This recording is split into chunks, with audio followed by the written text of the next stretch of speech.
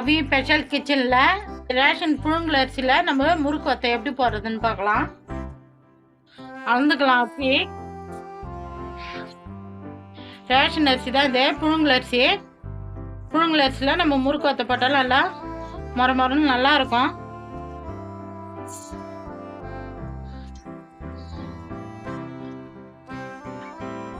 இந்த உழக்கால 4 உழக்க அரிசி போட்டுக்கிறேன்.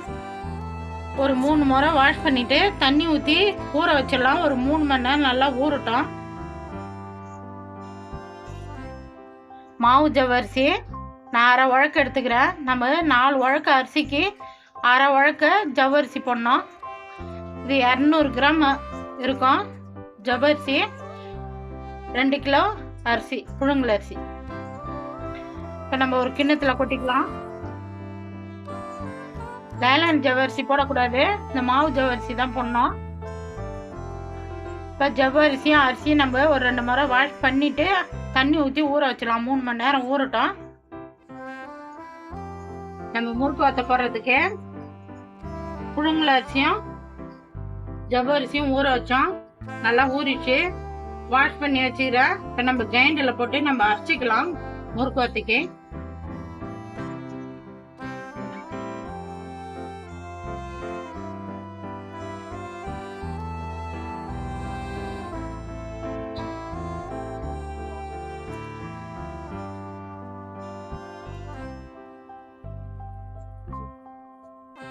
நம்ம கொஞ்சம் கொஞ்சமாக தான் போட்டு அரைக்க முடியும். அரிசி கூட ஜவ்வரிசி போட்டு அரைச்சிக்கலாம்.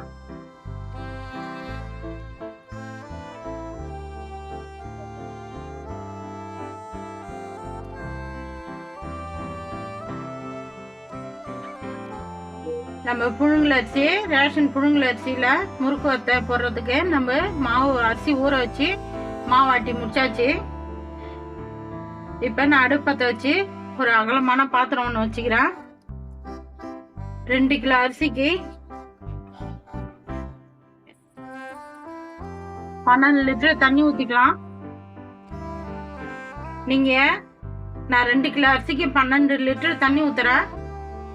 நீங்கள் எந்த பாத்திரத்தில் அரிசி அளக்குறீங்களோ அந்த பாத்திரத்தில் நீங்கள் 6 பாத்திரம் ஊற்றிங்க.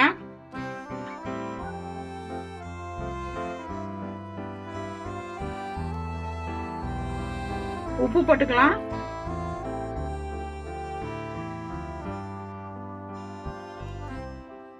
ஜீரகம் ஒரு கைப்பிடி போட்டுக்கலாம். நான் 50 கிராம் ஜீரகம் போடுறேன். லெமன் ஒரு 1/2 பழம் ஜூஸ் போட்டுக்கலாம்.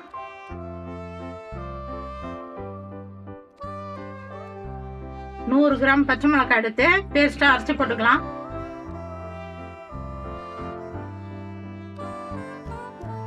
நல்லா மிக்ஸ் பண்ணி விட்டுங்க.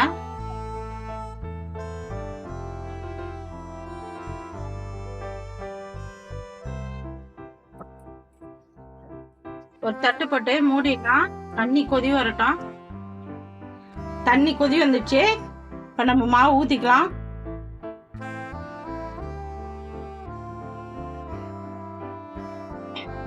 அடுப்பு தீ கம்மியா வச்சுங்க மாவு ஊத்துறப்ப, இல்லைன்னா அப்படியே போயிட்டு அடியில நின்னுடும், அடி பிடிச்சிடும்.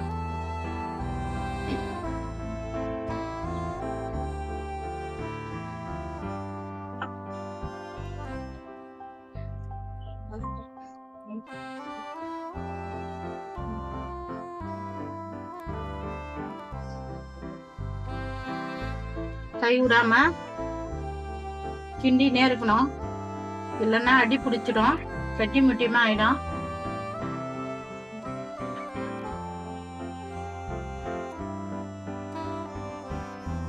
மாவு வேகத்துக்கு ஒரு 1/4 மணி நேரம் ஆகும். 1/4 மணி நேரம் கிண்டி விட்டுனே தான் இருக்கணும், கை விடாம. நான் வெந்துட்ட பிறகு காமிக்கிறேன்.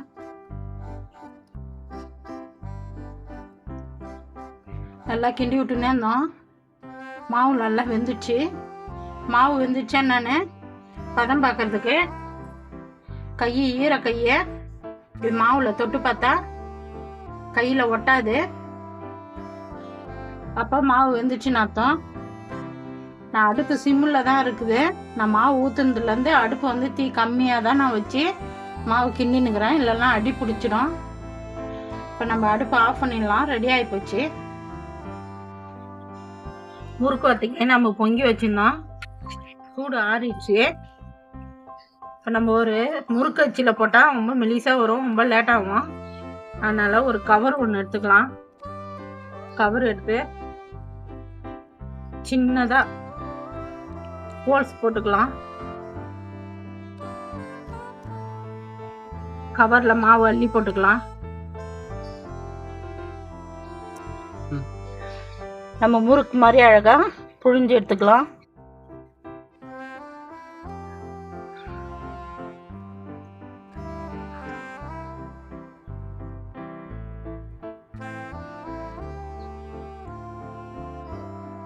நம்ம மேலே வந்து மொட்டை மாடிக்கு வந்து ஒரு காட்டன் துணி, ஒயிட் துணி நினச்சி நம்ம முறுக்கு மாதிரி புழிஞ்சாச்சு. காயிட்டோம் நல்லா. சாயங்காலமாக வந்து பார்க்கலாம். இப்போ சாயங்காலம் டைமு மணி 4 மணிக்கு மேலே மாடியில் வந்துக்கிறோம். நம்ம காலையில் முறுக்கு வத்தை போட்டு போனோம். நல்லா காஞ்சி போச்சு. இப்போ நம்ம இந்த வத்தையை தண்ணி தெளித்து நம்ம வத்தை எடுத்துக்கலாம். வத்தை நல்லா காஞ்சிச்சு. இப்போ நம்ம பின்பக்கம் தண்ணி தெளிச்சிக்கலாம். நம்ம முறுக்கு வத்தையை அழகாக தண்ணி தெளித்து வத்தையை எடுத்துக்கலாம்.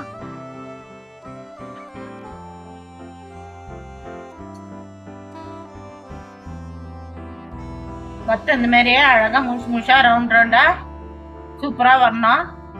நம்ம எல்லா வத்தையும் இதேமாரி நம்ம தண்ணி தெளித்து எடுத்து காய வச்சுக்கலாம். நம்ம ரேஷன் அரிசி புழுங்கல் அரிசியில் முறுக்கு வத்தை போட்டோம். நல்லா காஞ்சிச்சு. நான் வறுக்கிற சைஸுக்கே நான் உடச்சி வச்சுக்கிறேன் வத்தையெல்லாம். நம்ம இப்போ போயிட்டு நம்ம வறுத்து பார்த்துக்கலாம். நல்லா 3 நாள் நல்லா வெயிலில் காய வச்சு எடுத்து வச்சுக்கிறேன். இப்போ நம்ம வறுத்து பார்த்துக்கலாம். அடுப்பு பற்ற வச்சு ஒரு கடாயை வச்சு எண்ணெய் ஊற்றிக்கிறேன். சூடு ஏறட்டும். நம்ம முறுக்கு வத்தையை போட்டு பொரிச்சிக்கலாம். அவ்வளோ சூப்பராக பொரியுது பாருங்க.